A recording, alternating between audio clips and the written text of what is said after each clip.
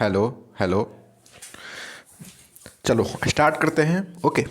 तो आज का जो हम लोग का लेक्चर होगा ना, ओके, जो आज का जो क्लासरूम होगा वो कल के पार्ट 2 वीडियो होगा, ठीक ना। कल हम लोग बात किए थे बोर्ड एग्ज़ाम के बारे में, बोर्ड एग्ज़ाम में कैसे क्या करना है, ठीक ना, क्या क्या लेकर जाना होता है, कैसे वहाँ पे हम लोग को क्या क्या चीज़ों की ज़रूरत पड़ती है, ठीक ना।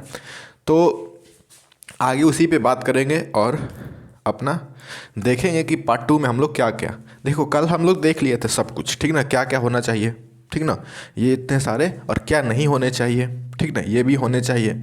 तो हम लोग देख लिए थे और बाकी हम लोग पार्ट 2 के लिए छोड़े थे कि ये दो जो कलम है, ठीक ना, वो दो कलर का कलम क्यों चाहिए, ओके।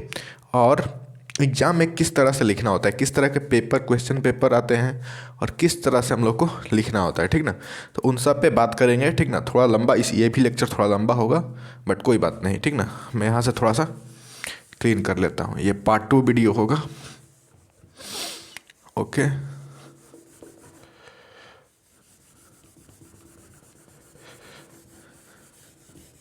तो सबसे पहले देखो, जब तुम एग्ज़ाम देने जाओ ना, तो वहाँ पे क्या करना है ना, टाइम से पहले पहुँचना है, ठीक ना।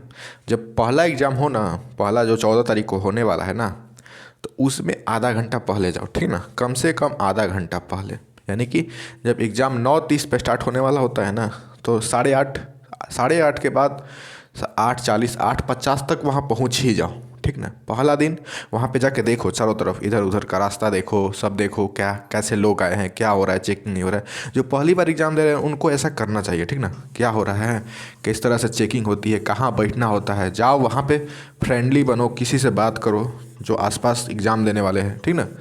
और ऐसा तो जो 10th क्लास में आपके साथ स्कूल में होंगे ना, कॉलेज स्कूल जो भी हो, तो वहीं आपके साथ बैठेंगे, आपके साथ एग्ज़ाम देंगे, ठीक ना। तो मतलब क्या बोल रहा था कि वहाँ पे जाओ, देखो कैसे जाना है, ठीक ना। वहाँ पता करो कोई प्रॉब्लम तो नहीं है, कोई प्रॉब्लम हो तो उस पर देखो समझो, ठीक ना। तो इसलिए कम से कम 9 है ना, 9 बज रहा है, अगर सुबह में 9 बजे है तो 8:30 के बाद चले जाओ वहाँ पे, ठीक ना। यानी कि 9 बजे से पहले, 9:30 में जब स्टार्ट होने वाला है ना, तो 9 बजे से पहले चले जाओ। आई थिंक तुम लोग सब समझ गया, ठीक ना। चलो, तो देखो सबसे पहले मैं ये बता दूं कि टाइम से पहले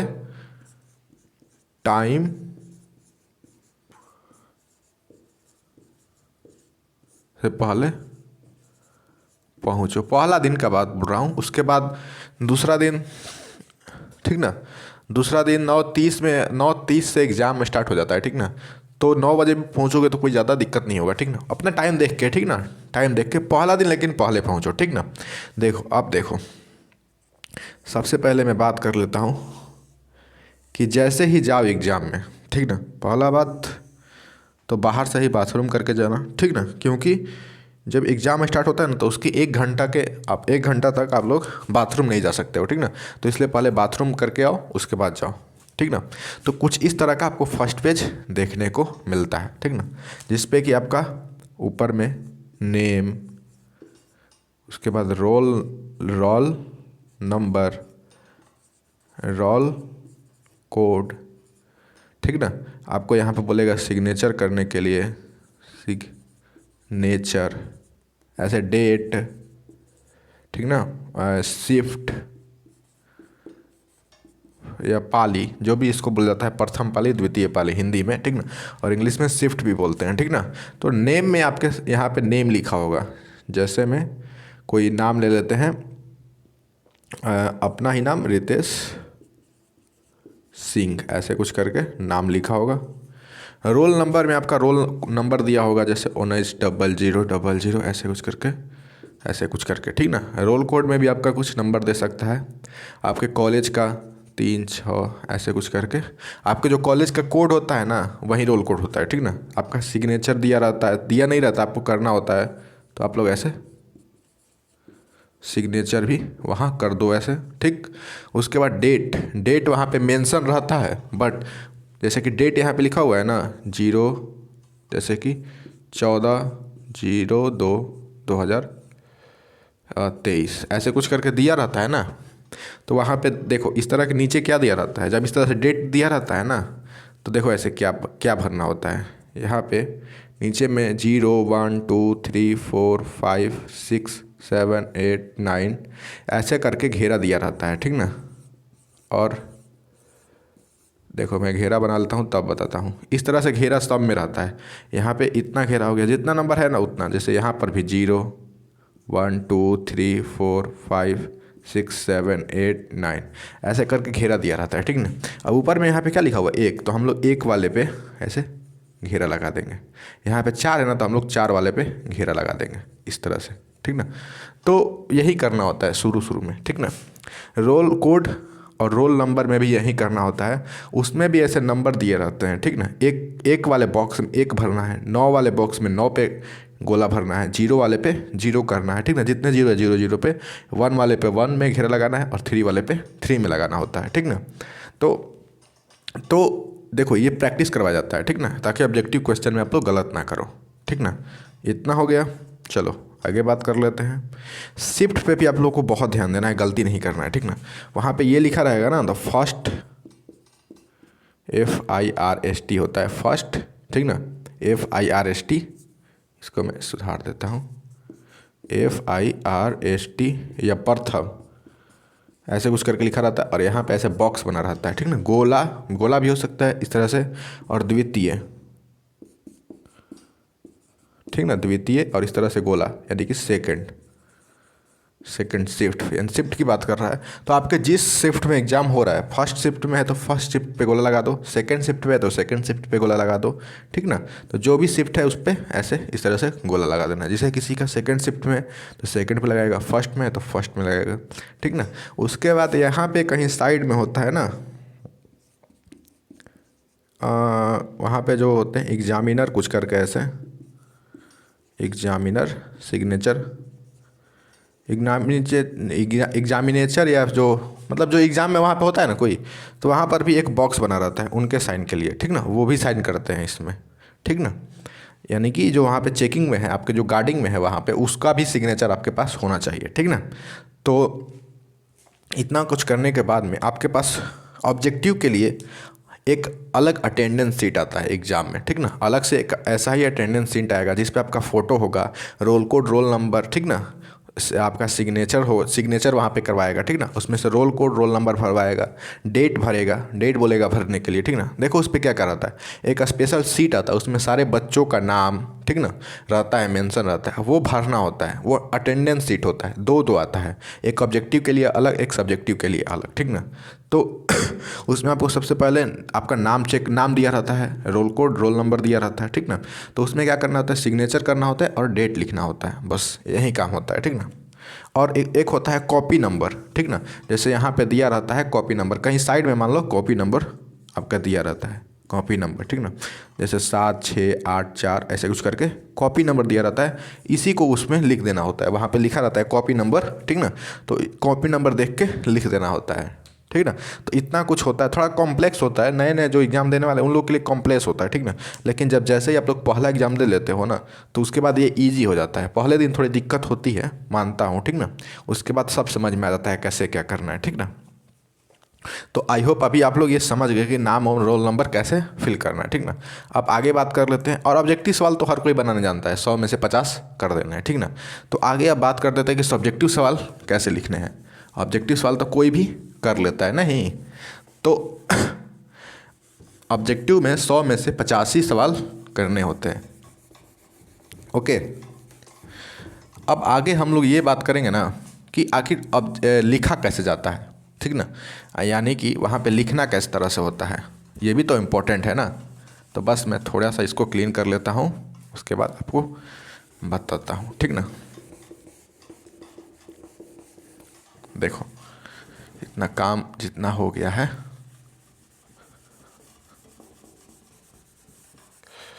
चलो देखो।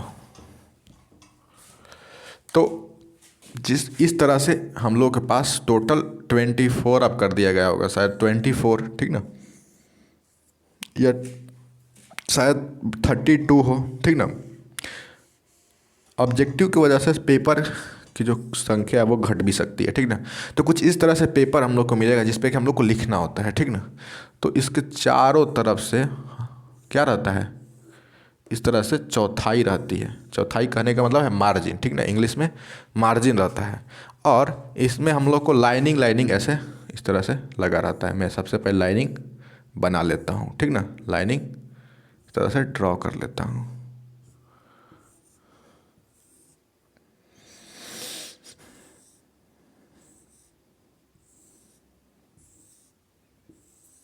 ओके, चलो लाइनिंग ड्रॉ हो गया। अब देखो मैं यहाँ पे और एक क्वेश्चन पेपर का भी सैंपल रेडी कर देता हूँ, ठीक ना।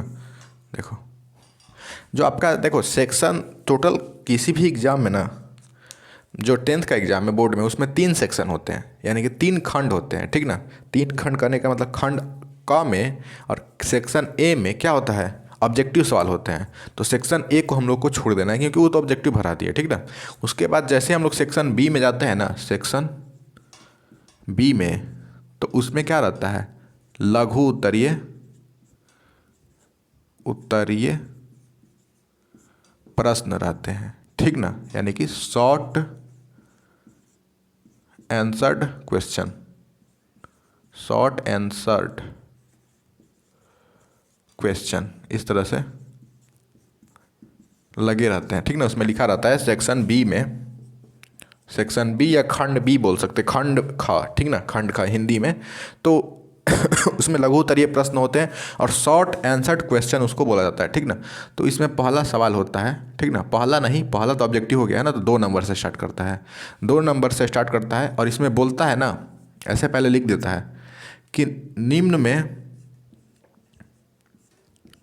से, अभी मैं 100 नंबर वाले सवाल, 100 नंबर वाले पेपर की बात कर रहा हूँ, ठीक ना। निम्न में से, हिंदी में अगर हो तो, निम्न में से किन्हीं 15 सवालों के उत्तर दे, ठीक ना।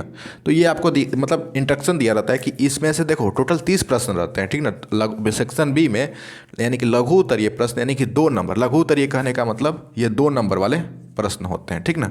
तो इसमें से बोला जाता है कि उसमें टोटल 30 सवाल होते हैं और उसमें से बोलता है कि केवल 15 सवाल करना है, यानी कि 15 सवाल को छोड़ देना है। तो अपने ऊपर, चॉइस के ऊपर है। उसी तरह से यहाँ पे 1 2 3 4 5 ऐसे करके सवाल दिए रहते हैं, ठीक ना। उसी तरह हम लोग एक सवाल ले लेते हैं, जैसे मान लो विज्ञान में आ गया कोशिका क्या है, ठीक ना। इस तरह से 2 नंबर का सवाल आ गया, कोशिका क्या है, ऐसा कुछ रहता है। अगर आपको आता है तो आप इस सवाल का जवाब दो, नहीं आता है तो दूसरे नंबर सवाल को देखो, वो आता है तो उसका दो, ठीक ना। वो भी नहीं आता है, तीसरा दो, तीसरा नहीं आता है, चौथा दो, जो आए उसको दो। कम से कम 30 में से 15 सवाल करने जरूरी है, ठीक ना। हर एक सवाल 2-2 नंबर के होते हैं, ठीक ना। तो देखो सेक्शन बी का आंसर कैसे देना है। सेक्शन बी के लिए यहाँ पे लिखना है सेक्शन, ऊपर जो हेडलाइन देना है सेक्शन बी, ठीक ना। उसमें से आप लोग इसमें से जो भी प्रश्न देना चाहते हो आंसर, उसका नंबर यहाँ पे लिखो, ऐसे करके घेरा लगा दो, ठीक ना। उसके बाद कोशिका पूछ रहा है ना, तो यहाँ पे ब्लैक, देखो मैंने आपको बोला था कि 2 कलर का पेन चाहिए, एक ब्लैक और एक ब्लू, ठीक ना, 2 कलर का कलम चाहिए। तो आपको ब्लैक पेन लेना है, ठीक ना, और वहाँ पे हेडलाइन देना है, ठीक ना। हेडलाइन में क्या लिखना है, कोशिका पूछ रहा है ना, तो हम लोग यहाँ पे ब्लैक पेन से कोशिका कोशिका लिख देंगे, ठीक ना।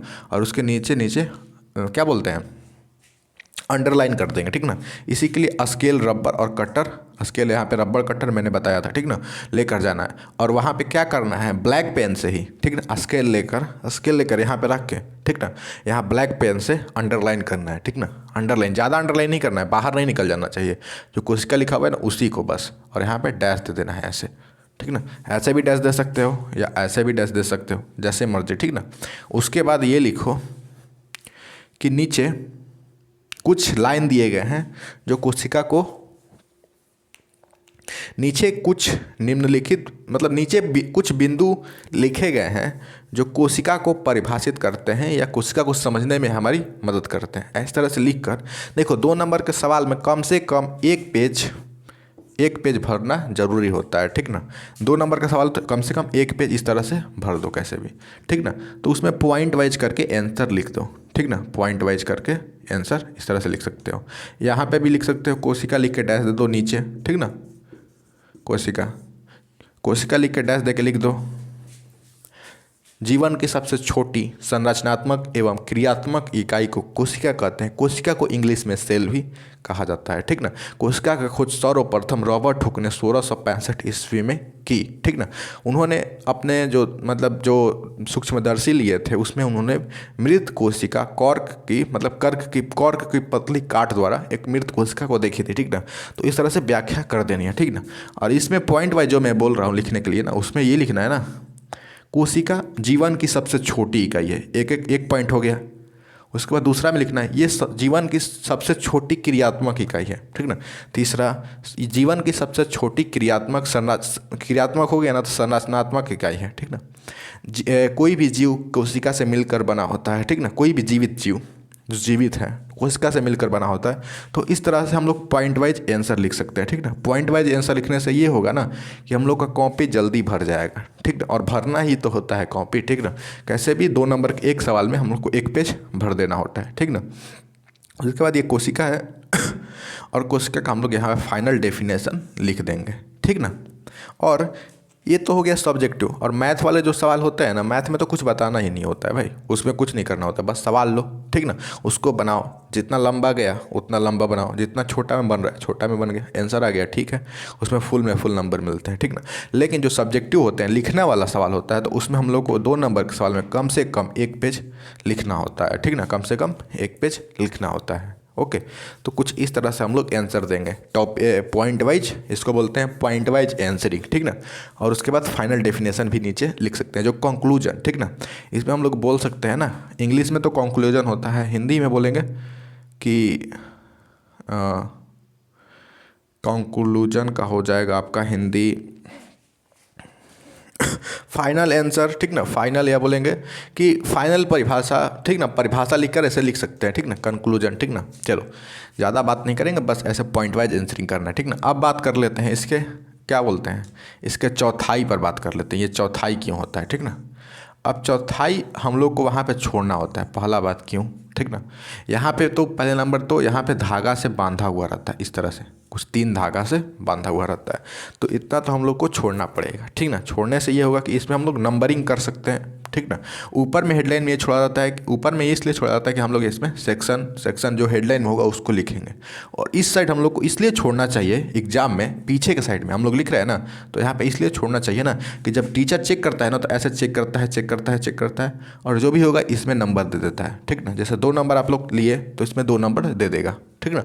ताकि जो सब लोग पूरा का पूरा पेज भर देते हैं ना, कोई भी जगह नहीं छोड़ते हैं, तो टीचर का नंबर लिखने के लिए उसमें जगह नहीं बचता है, ठीक ना। तो उसी में कहीं ना कहीं हटा के लिख देता है, ठीक ना।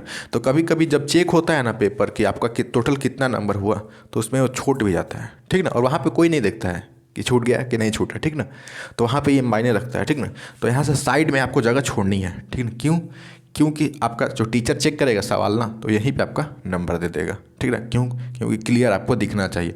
और नीचे में तो इसलिए छोड़ना चाहिए ना नीचे में इसलिए छोड़ना है ताकि कहीं नीचे भी नंबर देना होगा, नहीं साइड में इसलिए छोड़ा जाता है कि नंबर कहीं टीचर देना होगा, कुछ ऐड करना होगा या कुछ लिखना होगा, ठीक ना। या बाद में कुछ लिखना होता है तो हम लोग लिख सकते हैं, ठीक ना। जैसे एक सवाल का आंसर दिए, जब टाइम बचा हुआ देखो कुछ और छूट रहा है तो उसको ऐड कर सकते हो यहाँ पे, इसलिए छोड़ना है, ठीक ना। और ये इस साइड और इस साइड इसलिए छोड़ा जाता है, ये टीचर के लिए होता है, ठीक ना। इसको साइन करता है, उसको कुछ मर्जी उसमें लिखना होता है, नंबर देना होता है, ठीक ना। तो वो दे सकता है, ठीक ना। चलो आगे बढ़ते हैं। अब बात कर लेते हैं दीर्घ उत्तरीय प्रश्न, ठीक ना। दीर्घ उत्तरीय प्रश्न यानी कि लॉन्ग आंसर्ड क्वेश्चन, ठीक ना। यानी कि लघु उत्तरीय प्रश्न हो गया सेक्शन सी। अब सेक्शन सी की बात कर लेते हैं, ठीक ना। तो थोड़ा सा यहाँ पे क्लीन कर लेते हैं।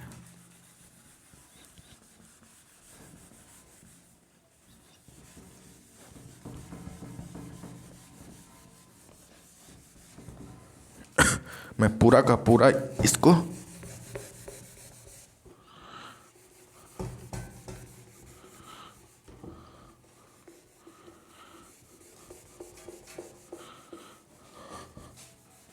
चलो छोड़ो, देखो टाइम पास नहीं करेंगे, ठीक ना। सेक्शन सी की बात कर लेते हैं। सेक्शन सी फाइनली एक तरह का सेक्शन होता है, ठीक ना। तो इसमें हम लोग को सेक्शन सी यहाँ पे लिखा हुआ रहता है, ठीक ना। सेक्शन सी या खंड ग, ठीक ना। तो उसमें क्या रहता है, दीर्घ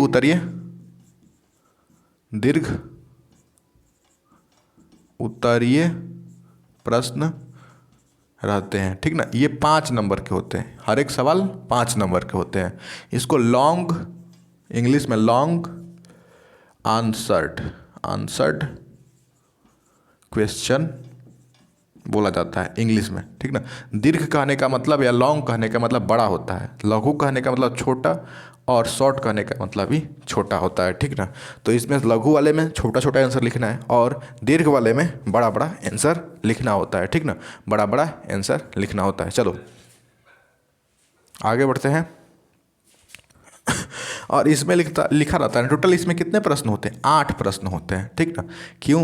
देखो क्यों होता है। 50 नंबर के तो आपका ऑब्जेक्टिव हो गया, ठीक ना। 50 नंबर का आपका ऑब्जेक्टिव हो गया, प्लस ये 2-2 नंबर के 15 सवाल, तो 30 हो गए, ठीक ना। और अब कितने बच गए? तो 20 बच गए, तो 20 नंबर, ठीक ना। यानी कि टोटल 8 होंगे और उसमें से 4 बनाना होगा, ठीक ना। तो नीचे कुल 8 प्रश्न दिए गए, ऐसे कुछ लिखा रहता है नीचे। कुल 8 प्रश्न दिया गया है, जिसमें से केवल 4 प्रश्नों के उत्तर दें या उत्तर दीजिए। प्रश्नों के उत्तर दीजिए, ठीक ना। ऐसे कुछ लिखा रहता है कि नीचे कुल 8 प्रश्न दिया गया है, जिसमें से केवल 4 प्रश्नों के उत्तर दीजिए, ठीक ना। तो वहाँ पे आपको कोई भी 4 प्रश्न लेना है जो आपको आता हो अच्छे से, उसका आंसर लिखना है, ठीक ना। तो कम से कम 5 नंबर वाले सवाल का आंसर कम से कम देना है तो 2 पेज में, ठीक ना। और ज़्यादा से ज़्यादा देना है तो 2.5-3 पेज में, ठीक ना। 3 पेज तक ले जा सकते हो, ठीक ना। यानी कि मैं पेज की बात कर रहा हूँ भाई, पेज की, ठीक ना। तो 5 नंबर वाले सवाल को 2 पेज, कम से कम तो 2 पेज होनी ही चाहिए, 2 पेज से कम नहीं चलेगा ही नहीं, उसमें 5 में 5 मिलेगा ही नहीं, ठीक ना। 2.5 पेज, 3 पेज तक कर सकते हो 5 नंबर वाले सवाल के, ठीक ना। तो बस इसी तरह से आप लोग उसमें भी लिख सकते हो लॉन्ग आंसर क्वेश्चन। वो खुद ब खुद 3 या 4 page, 2 page, 2.5 page, 3 page, 4 page में चला जाता है, क्योंकि उसमें बहुत बड़ा बड़ा आंसर लिखना होता है, ठीक ना। और बड़ा नहीं आता है तो भाई बड़ा लिखना पड़ेगा, नहीं लिखोगे तो नंबर नहीं मिलेगा, समझ रहे हो ना, नंबर नहीं मिलेगा। इसलिए उसमें आपको बड़ा बड़ा लिखना पड़ेगा। तो आई होप अभी आप लोग समझ गए होंगे कि एग्ज़ाम में किस तरह से लिखना होता है, किस तरह से क्या कुछ आता है, ठीक ना। तो बस अगर कोई प्रॉब्लम होता है तो प्लीज़ कमेंट करो, ठीक ना। ये पार्ट 2 वीडियो था, पार्ट 1 का पार्ट 2 वीडियो था, ओके। और हम लोग इसमें सारे कुछ समझ लिए, क्या क्या ले जाना है, कैसे जाना है, ठीक ना, कैसे लिखना होता है, कैसे परफॉर्म करना होता है, ठीक ना। और एग्ज़ाम में टाइम पर ध्यान देना है, ठीक ना। अगर घड़ी पहन के गए हो तो टाइम पर ध्यान दो, नहीं गए हो तो किसी दोस्त ले पूछ लो, ठीक है, वहाँ पे बता देता है, कोई दिक्कत नहीं होती है। नहीं तो टीचर से पूछ लो, सर कितने मिनट टाइम बचे हुए हैं, ठीक है, वहाँ पे बता दिया जाता है, ओके। तो कोई प्रॉब्लम नहीं है, इस तरह से एग्ज़ाम आपका होना होता है, बोर्ड एग्ज़ाम, ठीक ना। 10th और 12th दोनों होगा, ठीक ना। तो जो 10th वाले हैं वो तो नए होते हैं, तो वो तो थोड़ा सा नया फील होता है, लेकिन जो 12th वाला जो होता है ना, तो वो लोग को एक्सपीरियंस हो गया होता है, तो वे लोग कोई दिक्कत नहीं होती है, ओके। चलो तो बस इस वीडियो को यहीं पे, अगर अच्छा लगा हो तो देखो, समझो, कोई प्रॉब्लम हो तो कमेंट करो, ठीक ना। बस तो यहीं पे इस वीडियो को ख़त्म कर देते हैं।